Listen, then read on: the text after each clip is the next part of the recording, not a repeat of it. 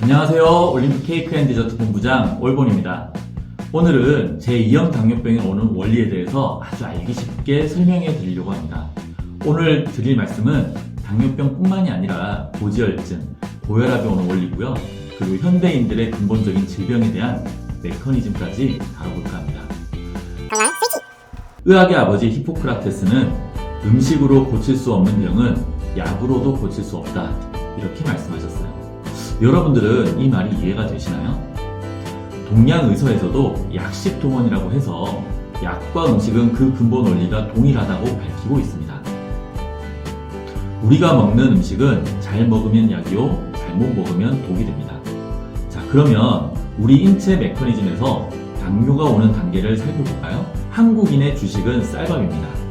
아주 흰 쌀밥이요. 우리가 밥을 먹게 되면 우리 몸속에서는 어떻게 될까요? 바로 소화작용이 일어나게 됩니다. 흰 쌀밥은 탄수화물로 구성되어 있고, 탄수화물은 우리 몸의 입과 췌장, 십이지장의 소화액을 통해서 분해되고 포도당이 되고 우리 혈관으로 흡수가 됩니다. 혈관으로 흡수가 되면 혈액 속의 혈당 농도가 높아지기 시작을 하고, 혈당 농도를 떨어뜨리기 위해서 췌장 속에서 인슐린이 나오기 시작을 합니다. 이때 이 인슐린은 혈액 속의 포도당을 세포로 들어갈 수 있도록 만들어주는 역할을 합니다.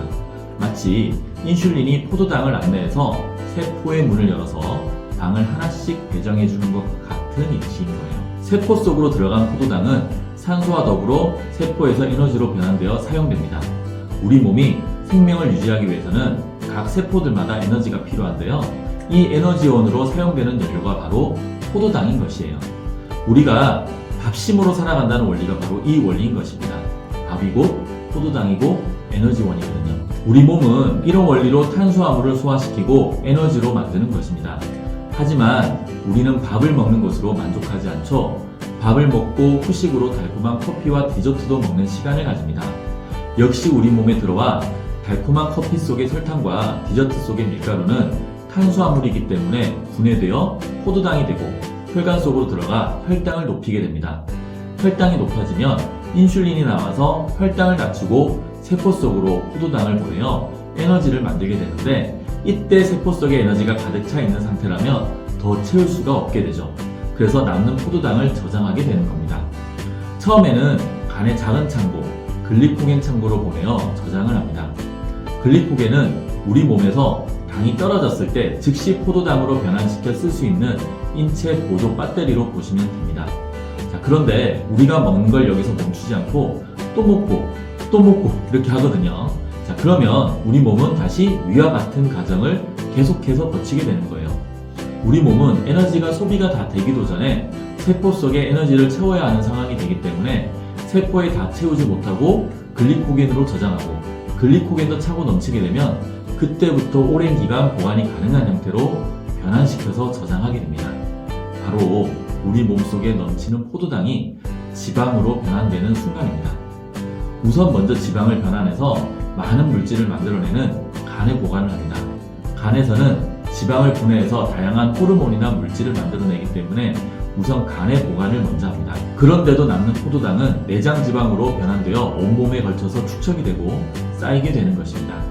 자, 이제 우리는 주식으로 먹는 밥과 간식을 통해서 탄수화물이 포도당으로 변환된다는 것을 알았고, 이 포도당이 결국 지방으로 변환되어 저장이 된다는 것을 알게 되었습니다.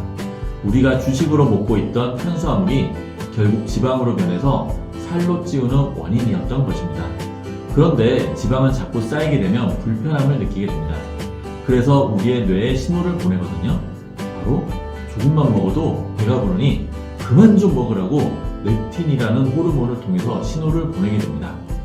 자, 그런데 우리는 이 신호를 무시하고 계속 해오던 대로 끊임없이 습관처럼 먹어내고 있거든요. 자, 그러면 이 지방은 불편함을 더 견딜 수가 없게 되고 최후의 통첩을 하게 되는 것입니다.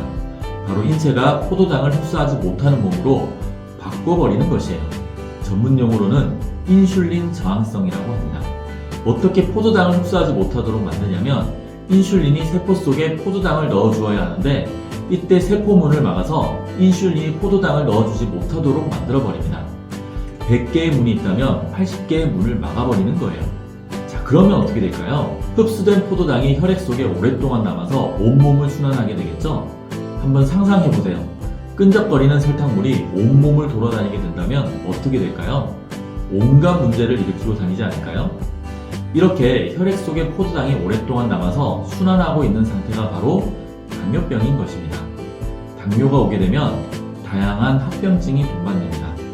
당뇨는 우선 혈관의 약한 곳이나 탄력이 부족한 곳, 상처가 난 곳에 문제를 더욱 키우게 되는데요. 계속해서 혈관이 두꺼워지도록 만들고 그 부위의 지방과 단백질이 축적되도록 만들게 됩니다. 인체 여러 곳에 그러한 혈관이 존재하는 상태가 바로 고지혈증이라는 것입니다. 고지혈증이 발생하게 되면 자연스럽게 좁아진 혈관에 압이 강력하게 걸리게 되면서 압력이 높아지는데 바로 고혈압이 되게 됩니다.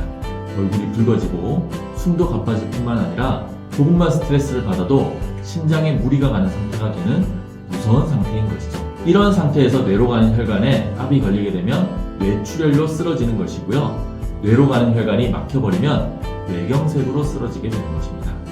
이뿐만 아니라 눈에는 아주 많은 신경세포들이 모여있는 곳인데 이곳 시신경에 문제가 생기면서 당뇨병성 망막변증이 발생하게 됩니다. 급성으로 이어지시는 분들은 2개월 만에 앞을 못 볼 정도라고 하고요. 평생에 걸쳐서 천천히 눈의 시력을 앗아가는 무서운 질병입니다. 또한 신장에 과부하가 걸리면서 신장 결석을 초래하게 되며 결국에는 투석을 하지 않으면 안 되는 상태로 만들게 됩니다. 결국 넘치게 먹었던 결과가 이렇게 현대인들의 생명과 목숨을 앗아가는 당뇨병으로 발전하게 된 것입니다. 최근 저탄수화물, 고단백, 고지방 이런 이야기를 들어보셨을 거예요. 바로 탄수화물이 지방으로 바뀌어 저장되는 원인이기 때문에 몸속에 축적된 지방을 분해하기 위해서 탄수화물을 최소화하는 식단으로 조절해서 먹자는 의미로 나온 단어들입니다. 케토제닉, 저탄고지, 저탄건지 등 모두 이러한 의미를 담고 있는 것이죠. 자, 오늘은 제2형 당뇨병이 오는 원리와 그것이 어떤 질병으로 이어지는지에 대해서 알아보았습니다. 앞으로 더 쉽고 알찬 정보를 제공해 드릴 수 있도록 하겠습니다. 끝으로 올림프 케이크 앤 디저트는 당뇨 환자와 다이어트를 하고 계신 분들 누구나 드실 수 있는 저탄건지식 케이크와 디저트를 판매하고 있습니다. 많은 이용 부탁드릴게요.